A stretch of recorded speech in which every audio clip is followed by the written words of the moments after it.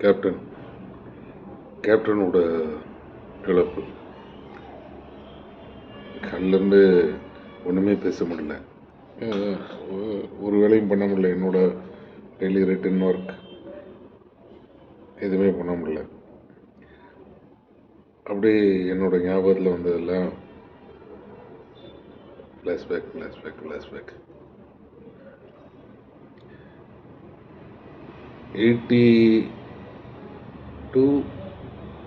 82 இல்லை 83 நினைக்கிறேன். நான் அசிஸ்டன்ட் கேமராமேனாக ஒர்க் பண்ணிகிட்ருக்கேன். அந்த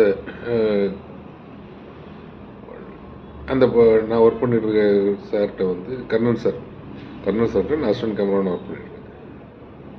அதில் ஒரு படத்தில் கேப்டன் நடிக்கிறார். கேப்டன், எல் ரவி எல்லாம் நடிக்கிறாங்க.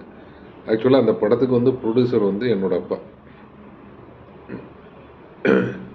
ஸோ நான் அசிஸ்டன்ட் கேமராமேன். பட் நான் ப்ரொடியூசரோட சன் மாதிரிலாம் மே பண்ணுறேன். அசிஸ்டன்ட் கேமராமேனாக நான் ஒர்க் பண்ணிட்டுருக்கேன்.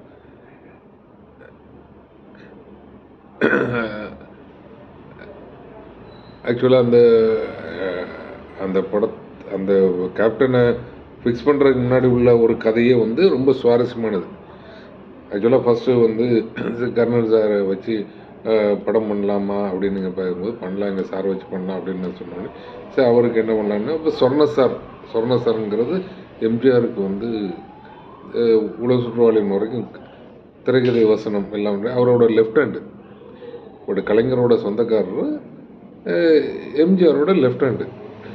உலக சுற்றுவாளின் வரைக்கும் எம்ஜிஆரோட இருந்தார். அப்புறம் கட்சி அரசியல்லாம் புரிஞ்சதுக்கப்புறம் தலைவரோடு வந்துட்டார். தலைவர் கலைஞரோடு வந்துட்டார். அது வரைக்கும் எம்ஜிஆரோட இருந்தவர் சொர்ண சார். ஸோ அப்போ சொர்ண சார் கொஞ்சம் எக்கனாமிக்கலி கொஞ்சம் இது பண்ணிட்டு இருக்கும்போது எங்கள் அப்பா சொர்ண சார் எல்லாம் ஃப்ரெண்ட்ஸு. அப்போது சொர்ண சாருக்கு ஏதாவது பண்ணணும் அப்படிங்கிறதுக்காக இது பண்ணும்போது நான் சஜஸ்ட் பண்ணேன், எங்கள் சாரை வச்சு இது பண்ணலாமே. எங்கள் சார் கொஞ்சம் கமர்ஷியல் படம் எடுக்கிறவர். அவரை வச்சு அது பட்ஜெட்டில் அப்போ அதை வச்சு பண்ணலாமே அப்படின்னு சொல்லி அப்போ இது பண்ணும்போது அப்போ அது சொர்ண சாரும் நான் இது பண்ணும்போது சொர்ண சார்கிட்ட பீச்சில் வச்சு ஒரு லைன் சொன்னேன். நான் அப்போ கொஞ்சம் இந்த டைகர்ஸ், விடுதலை புலிகள் இதெல்லாம் மேலே ரொம்ப ஈடுபாடு உள்ள காலேஜில் படிக்கும்போது இதெல்லாம் இது பண்ணி இல்லை, அது என்னோடய ஹிஸ்ட்ரி வேண்டாம், எல்லாம் முடித்து வந்ததுக்கப்புறம் அதெல்லாம் மனசுக்குள்ளே ஒரு பாரமாகவே இருந்ததுக்கப்புறம் அதை வச்சுட்டு ஒரு இங்கிலீஷ் பட பேசியை வச்சுட்டு ரெண்டையும் மிக்ஸ் பண்ணி சும்மா ஒரு லைன் சொன்னேன் சொர்ண சார்கிட்ட. அதாவது ஜெயிலில் இருக்க தூக்கு தண்டனை கைதிகள் 2 பேர், அந்த 2 பேரை போலீஸ் ஒரு சின்ன உதவிக்காக கவர்மெண்ட், அதாவது போலீஸ் ஆஃபீஸர்ஸ் ஒரு உதவிக்காக உங்களை நான் இது பண்ணுறேன், இந்த பர்டிகுலர் பிளேஸில் இருக்கிற இந்த ப்ராப்ளத்தை நீ சால்வ் பண்ணிட்டேன்னா உன் தூக்கு தண்டனையை நான் ஆயுள் தண்டனை மாற்றுறேன் அப்படின்னு.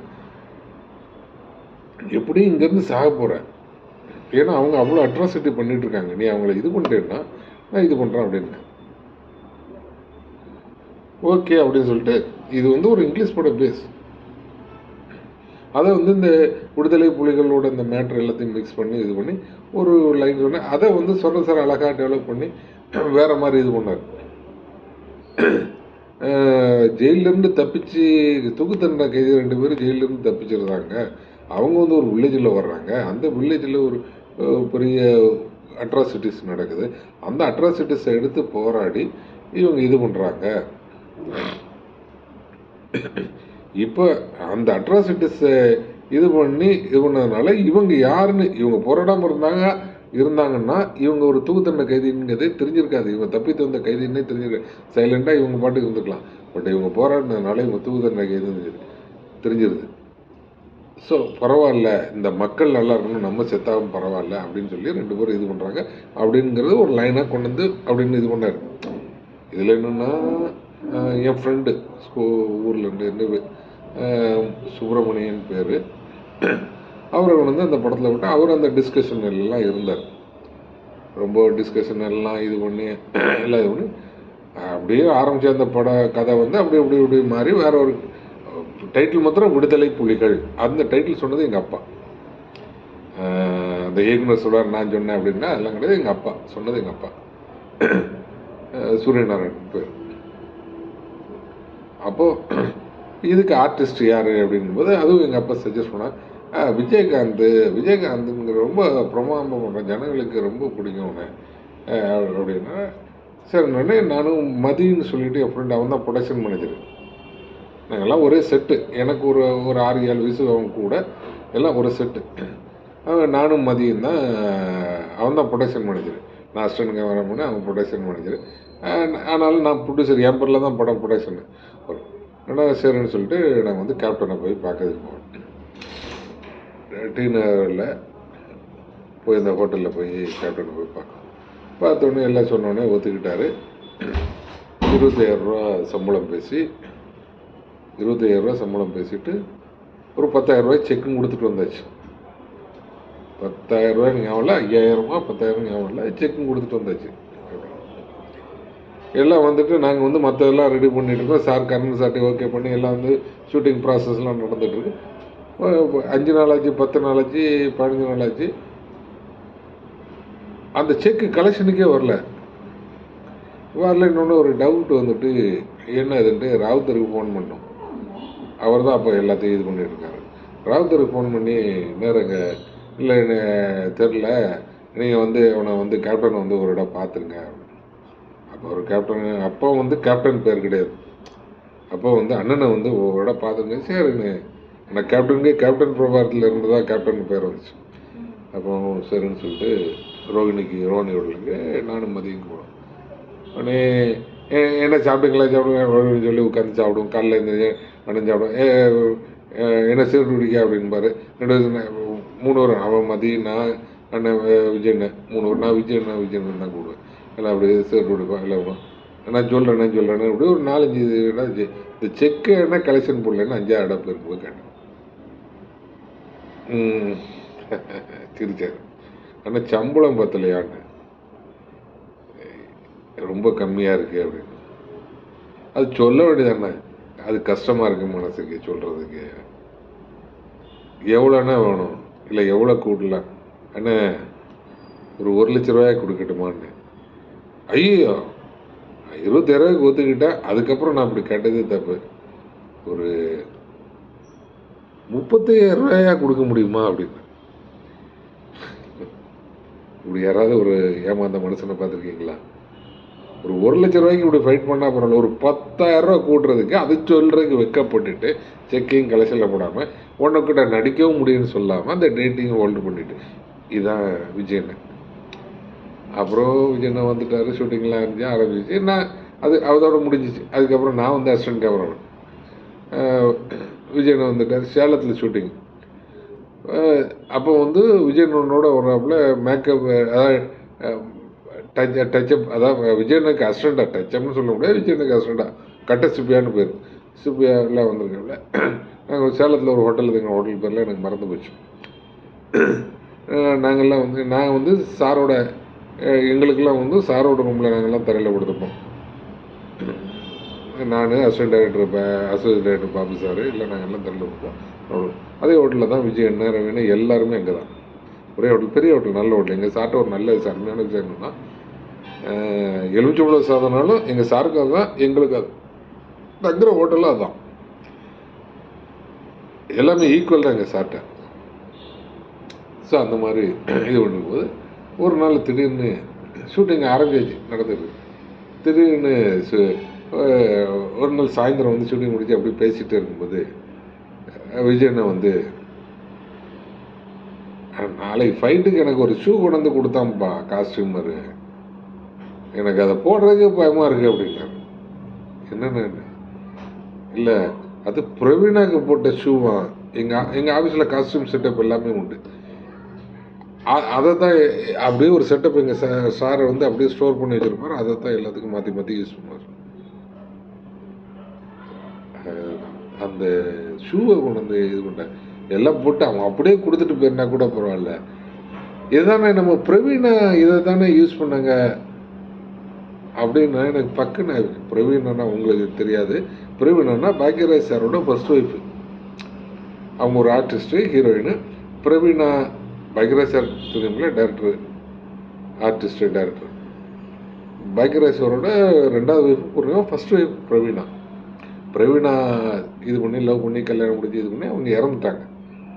அந்த பிரவீனா ஆர்டிஸ்டாக இருக்கும்போது அவங்களுக்கு போட்ட எங்கள் சார் படத்தில் அவங்க ஆக்ட் பண்ணும்போது அவங்களுக்கு போட்ட ஷூ, அந்த ஷூ எடுத்து விஜய் அண்ணனுக்கு கொடுத்துருக்காப்புல. இதை அந்த கஸ்டமர் வந்து ஷூ கொடுத்துட்டு பேசாமல் இருக்கலாம். ஆனால் பெர்ஃபெக்டாக இருக்கு. இப்போ பிரவீனா கால் தானே உங்களுக்கு அப்படியே பிரவீனாக்கு உள்ள ஷூ உங்களுக்கு பிறந்தோடனே என்ன அவங்க ஆவி வந்து இதாகுமா அப்படின்னு தண்ணி அடிச்சுட்டே இருக்கும்போது சாயந்தரம் கூப்பிட்ருவோம் எங்களெல்லாம் தண்ணி அடிக்க வாங்கினேன். அண்ணன் நான்லாம் சார் ரூமில் படுத்துருங்க, சார் ரூமில் நாங்கள் போக முடியாது வேண்டாம் ஒரு சும்மா ஒன்று சாப்பிடும். ஐயோ நல்லா இருப்பீங்கண்ணா என் ரூமில் போடு அப்படின்பார். அப்படி அவர் ஊற்றி கூட குடிச்சிட்டா அவர் ரூமில் படுத்துருவோம் தரையில் எல்லாம். ஸோ இப்படி இருந்துட்டு இருக்கும்போது இப்படின்னு இந்த மேட்ரை சொன்னோடனே எனக்கு ரொம்ப கஷ்டமாகி போச்சு. அதனால டக்குன்னு வேணே இந்த வரேனே அப்படின்ட்டு வெளியே வந்து ட்ரங்கால் போனேன். அப்போல்லாம் இந்த மொபைல் இது எல்லாம் கிடையாது, எஸ்டிடிலாம் கிடையாது. ட்ரங்கால் போட்டு எங்கள் அப்பாவுக்கு திருநெல்வேலியில் பேசுனேன். இந்த மாதிரி இப்படின்னு பிரவீனாவோட ஷூவா உங்ககிட்ட கனவு இருக்கா இருக்கு அப்படின்னு கூப்பிட்டு போய் அவருக்கு என்ன மாதிரி ஷூ வேணுமோ எவ்வளோ நாள் பரவாயில்ல வாங்கி கொடு அப்படின்னு.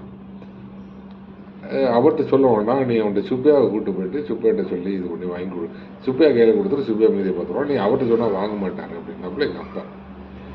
சரி அப்படின்னு சொல்லிட்டு நேராக சுப்பியாடா அண்ணன் சுப்பியா அண்ணன் இந்த மாதிரி விஜயன்கிட்ட சொல்லிடுறாங்க அப்படின்னு சொன்னோன்னே ஓகே அப்படின்னு சொல்லிட்டு நேராக போய் ஒரு ஷூவை வாங்கி கொடுத்து அவ்வளோதான். அப்புறம் ஷூட்டிங்கில் வந்து நாங்கள் பீடி குடிச்சிருந்தோம்னா விஜயன் வந்து பீடி குடிப்பார், சிகரெட் குடிச்சோன்னா அவர் சிகரெட் எடுத்து கொடுப்பார். இப்படி எல்லாம் முடிஞ்சு வச்சு அதோட சரி. அதுக்கப்புறம் நான் விஜயனை பார்க்கவே இல்லை. This are all happened in 82. இதெல்லாம் நடந்தது வந்து 82, 83. அதுக்கப்புறம் நான் 86 கேமரா பண்ணிட்டேன். அதுக்கப்புறம் நான் அவரை சந்திக்கக்கூடிய சந்தர்ப்பங்கள் கிடைக்கல, இதெல்லாம் கிடைக்கல. 87 முடிஞ்சிச்சு. 97 நினைக்கிறேன். தமிழ் அதாவது இந்த பெப்சிக்கும் தமிழ் இயக்குனர் சங்கங்களுக்கும் ஒரு சின்ன டைரக்டர்ஸ் யூனியனுக்கும் ஒரு தயாராக வந்து நடந்தது. அந்த பீரியடில் வந்து கேப்டன் வந்து அப்போ கேப்டன் ஆகிட்டார். கேப்டன் பிரபாகரன் வந்து இல்லைன்னா ஒரு கேப்டன் ஆகிட்டார். ஸோ இதில் வந்து பாரதிராஜா சார் ஆஃபீஸில் வச்சு மீட் பண்ணுவோம். அப்போ நான் கூட்டத்தோட ஒரு ஆளாக டேரக்டர்ஸோட கூட்டத்தோட ஒரு ஆளாக நான் உட்காந்துருப்பேன். தவிர நான் யாருன்னு என்ன காமிச்சிட மாட்டேன். அவரும் பாரதிராஜா சாரும் பேசிக்கிட்டு இது பண்ணுவாங்க. நைட்டு ஒரு 10:30 மணிக்கு வருவார், 12 மணிக்கு போவார். நாங்கள் எல்லாம் சுற்றி உட்காந்துருப்போம், பேசி எல்லாம் பேசிட்டு போவோம். எல்லாம் முடிஞ்சது. 98 உன்னிடத்தில் நான் விக்ரமன்கிட்ட வந்து உன்னிடத்தில் எனக்கு கொடுத்தன் கூட ஒர்க் பண்ணேன். அது 98 ஆகஸ்ட் 15 ரிலீஸ் ஆச்சு. அதுக்கப்புறம் அடுத்த படம் வந்து யாருன்னா இது பண்ணலான்போது ஆஸ்கார் ரவிக்கு கமிட் பண்ணலான்னு சொல்லிட்டு விஜயகாந்த் டேட் வச்சுருக்காரு. ஓகே அப்படின்ட்டு விஜயகாந்த் சார் கேப்டனோட டேட் வந்து ஓகேன்னு சொல்லிட்டு ஆஸ்கார் ரவிக்கு ஆஃபீஸை ஒரு 4-5 இடம் சொன்னார். அதில் வந்து அசோக் நகர் பில்லர் பக்கத்தில் ஒரு ஆஃபீஸ், சரவணவனுக்கு அடுத்தால ஒரு ஆஃபீஸு, நானும் விக்ரமனுக்கு போய் தான் அதை செலக்ட் பண்ணி இது பண்ணி அந்த ஆஃபீஸ் செலக்ட் பண்ணி எல்லாம் அவர் டேரக்டர் நான் கேமராமேன் எல்லாம் இதாகி எல்லாம் இது பண்ணி கதை எல்லாம் இது பண்ணி அப்படியே டிஸ்கஷன் போயிட்டுருக்கு. 98 ஆகஸ்ட்லேருந்து செப்டம்பர் அக்டோபர்லேருந்து இந்த ப்ராசஸ் போயிட்டுருக்கு. அக்டோபரில் ஆரம்பிச்சது, அக்டோபர்லேருந்து ப்ராசஸ் போயிட்டுருக்கு. அப்போது எனக்கு தெலுங்குலேருந்து ஒரு சின்ன ஒரு இது வந்துச்சு. அப்போ நான் இவர்கிட்ட கேட்டேன், சார்கிட்ட கேட்டேன், சார் இந்த மாதிரி தெலுங்குலேருந்து நான் போயிட்டு இருக்கோம், ஓகே போயிட்டு வாங்க அப்படின்னா. ஸோ அதனால நான் ஹைதராபாத்துக்கு போவேன், திருப்பி இங்கே வருவேன். இங்கே வரும்போது நேராக ஆஃபீஸ் ஆஸ்காருக்கு போவேன். இப்படி ஒரு இடம் வந்துட்டு இருக்கும்போது சார் இந்த மாதிரி கேப்டன் இது பண்ணியாச்சு, அவர்கிட்ட இன்னைக்கு கதை சொல்ல போகணும் அப்படின்னார். Okay sir. எப்போவுமே என்னென்னா இந்த மாதிரி கதை சொல்கிறது இந்த மாதிரி முக்கியமாக இருந்தால் என் காரில் தான் அவர் வருவார் சென்டிமெண்ட்டாக. சரின்னு சொல்லிவிட்டு அதனால் நீங்கள் கார் எடுத்துகிட்டு வந்துருங்க சார்னார். நான் கார் எடுத்துகிட்டு ஆஃபீஸுக்கு வந்தேன். நாளைக்கு கதை சொல்ல போனார். ஓகேண்ணா. மறுநாள் கார் எடுத்துகிட்டு ஆஃபீஸ் போனால் அவர் காரில் இருந்தால் ரிசர்வ்லேருந்து நிறைய 100 ஃபீட் ரோட்டில் கேப்டனோட ஆஃபீஸுக்கு ராவுத்தர் ஃபிலிம்ஸ் ஆஃபீஸுக்கு போகிறோம், மேலே போகிறோம். அப்போது உள்ள மாடிக்கு 4வது மாடியோ 3வது மாடியோ 4வது மாடியோ ஃபர்கெட் தட் போகிறோம். அப்போது போகலாமா அப்படின்போது நான் சொன்னேன், சார் நீங்கள் கதை சொல்ல போகிறீங்க, இப்போ நாளில் வந்தால் நல்லா இருக்காது, நீங்கள் போங்க அப்படின்னு. ஓகே, நான் ரிசப்ஷனில் உட்காந்துட்டு சார் டைரக்டர் மாத்திரம் போனார், மாடிக்கு போனார். அதுக்கு அடுத்த ஃப்ளோர் கேப்டன் ஒரு ரூமு, கேப்டன் ரூமில் போய் உட்காந்துருக்காரு. கேப்டன் உள்ளே போனோடனே ஒரு சின்ன விஷயம் சொல்லாமல் இருக்கேன். ஏன்னா வந்து கேப்டன் வந்து விஜயனை வந்து 2 இதாக தான் கூடுவார். ஒன்று வந்து என்ன அண்ணாதுரைன்னு பாரு, இல்லைன்னா சின்ன முதலாளின்னு பாரு, நீங்கள் வாங்கன்னு தான் சொல்லுவார். இதுதான் அதுதான் அவரோட ஸ்பெஷாலிட்டி. நான் கேட்டேன், என்னண்ணே உங்கள் வயசு என்ன, என் வயசு என்ன, உங்களோட கிட்டத்தட்ட ஒரு 11 வயசு எனக்கு கம்மின்னு, 10-12 வயசு எனக்கு கம்மின்னு அப்படின்போது, ஹலோ என்னதுரை, வயசு கம்மியாக இருக்கலாம், பட்டு உங்கள் அப்பா எனக்கு, இது வந்து நான் சொல்கிறேன் 82-83 அது விடுதலை புலிகள், அதாவது இதுதான் டைட்டில் மாதிரி இது எங்கள் முன்னு வந்துச்சு. அப்போ சொல்ல, உங்கள் அப்பா வந்து எனக்கு சம்பளம் கொடுத்துருக்கேன், நான் கை நீட்டி காசு வாங்கியிருக்கேன், அப்போ எனக்கு முதலாளி உங்கள் அப்பா, உங்கள் சூரியனானோட பிள்ளை தானே நீங்கள், அப்போ நீங்கள் சின்ன முதலாளி தானே, உங்கள் அப்பா முதலாளின்னா நீங்கள் சின்ன முதலாளி தானே அப்படின்னு. அதான் கேப்டன், அதான் விஜய். அப்போ போன உடனே டைரக்டர் ரூம்குள்ளே போயிருக்காரு, கதை சொல்றதுக்கு போயிருக்காரு, வாங்க வாங்க விக்ரமன் வாங்க அப்படின்னு சொல்லிட்டு, அண்ணாதுரை உங்க கூட வந்திருக்காப்புல போல் இருக்கு அப்படின்னு. ஆமாம், அவர் சார் வந்து என்னோட கேமரா பண்ண முடியும், அவரு எனக்கு ஓகே ஓகே, அவரு எனக்கு சின்ன முதலாளி தெரியுங்கள அப்படின்னு ஒரு அசந்துட்டார். சரி, அவரை ஏன் கூப்பிட்டு வரல அப்படின்னு இருக்காரு, அவரே மேலே கூப்பிட்டு வரல அப்படின்னா உடனே உடனே அவர்கிட்ட இல்லை இல்லை நான் கூப்பிட்டேன், அவர் தான் வந்து வரமாட்டேன்ட்டார், நீங்கள் கதை சொல்ல போகிறீங்க சார், நான் இப்போ உள்ள வந்தால் நல்லா இருக்காது அப்படின்னு. ஓகே அப்படின்னு கதையெல்லாம் சொல்லி முடிச்சுட்டு வரும்போது அவர் கீழே வந்துட்டார். வந்துட்டு நேரம் வந்துட்டு என்ன தடவை எப்படி இருக்கீங்க, நல்லா இருக்கீங்களா, இது பண்ணல அப்படின்னு சொல்லி கேப்டன். இதில் என்ன விஷயம்னா,